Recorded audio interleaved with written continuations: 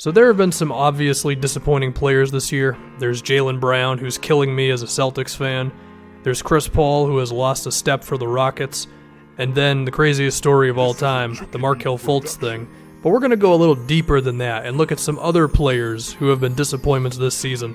And the first one is CJ Miles of the Toronto Raptors. And he is on this team for one reason. It's to shoot three-pointers. Last year, he took 6.5 threes a game for these guys and only two two-pointers a game. And his shot distribution has been pretty similar. However, his effectiveness has been way worse, as CJ Miles is shooting 29% from three this year. And through all the Raptors games that I've watched, whenever I've caught him in the game, I can't remember him hitting a single outside jumper. Maybe I'm jinxing him. And I think this could end up being a quietly big problem for the Raptors that may not pop up in the regular season too much, but more so in the postseason, because if you go down the roster, this team is not full of knockdown shooters. I mean, besides Kawhi and Lowry and Danny Green, there's not a whole lot of role players they can really rely on to make threes like that, and if CJ Miles, who's supposed to be that guy, is not going to be that guy, then they may have to look for some alternatives, whether that's somebody else on the roster stepping up or them making a move and getting someone in here. It might be required, because if teams are just going to be able to leave these guys open on the three-point line, they could have some problems. The next one is Avery Bradley of the Los Angeles Clippers. Your response to this may be, well, isn't he still one of the best defenders in the league?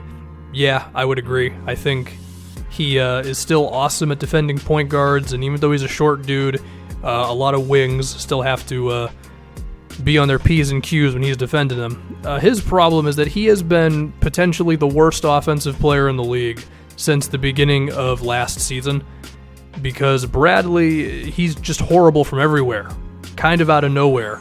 He can't make a basket at the rim, his three-pointers have fallen way under league average, and he's also still taking the ugliest shots that he could possibly take, which are these like 10-foot runners or mid-range jumpers or whatever it may be.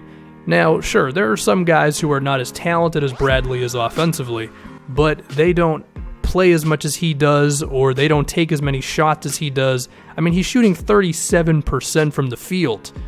And what is probably the most bizarre of all this is how his three-pointer is just nowhere close to where it once was. Pretty weird stuff with Bradley's offensive game. Next, we have Nicolas Batum of the Charlotte Hornets. Now, Batum's a little different in that his efficiency has actually been very good this year. He is making his shots when he decides to shoot them. The problem is, he doesn't shoot the damn ball, or do anything half the time in most of the games he's played this year. He's had 2 different games against the Pistons where he scored like 2 points in each of them. He had a recent game against the Lakers where he had 7 points, 2 assists, and 1 rebound on 7 attempts in that game. There was a night against the Knicks where he had a hot 6 points. And then there was also a game against the Pelicans recently where he had another 2-point performance. Granted, he played like 13 minutes, but I'm still going to slander him for it.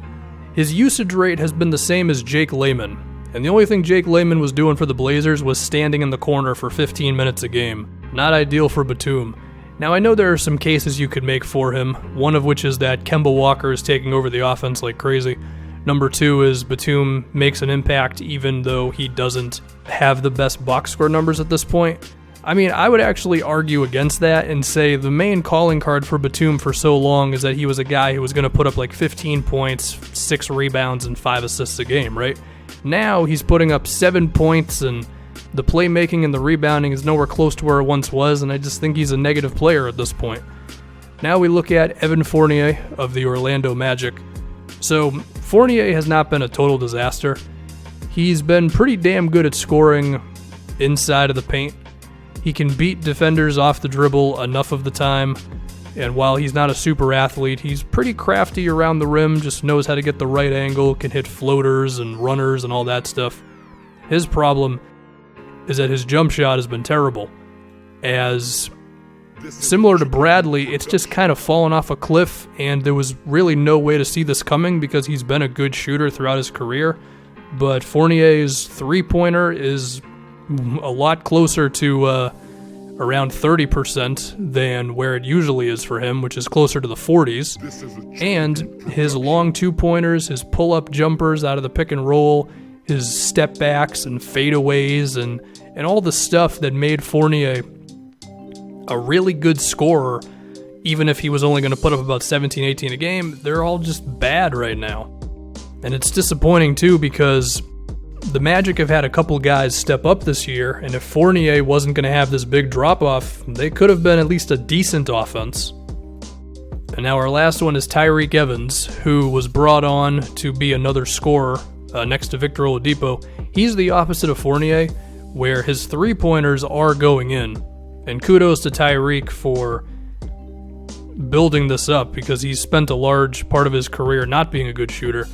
His problem is everything else is not going in. Actually, we're going to start with the turnovers first. His playmaking has been kind of bad. 2 assists, 2 turnovers with a decently high usage rate is not very good. The other thing is he may be the worst finisher in the league, as he's shooting 47% at the rim. That's horrible. If you tune into a Pacers game and Tyreke is in there, there's a decent chance you're going to see him whiff on some pretty easy layups.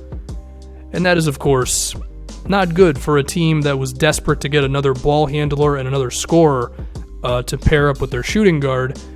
And Tyreke has just he's been a bit of a disappointment for them. Not that source of offense they really wanted. And it makes Oladipo's job just a little bit tougher.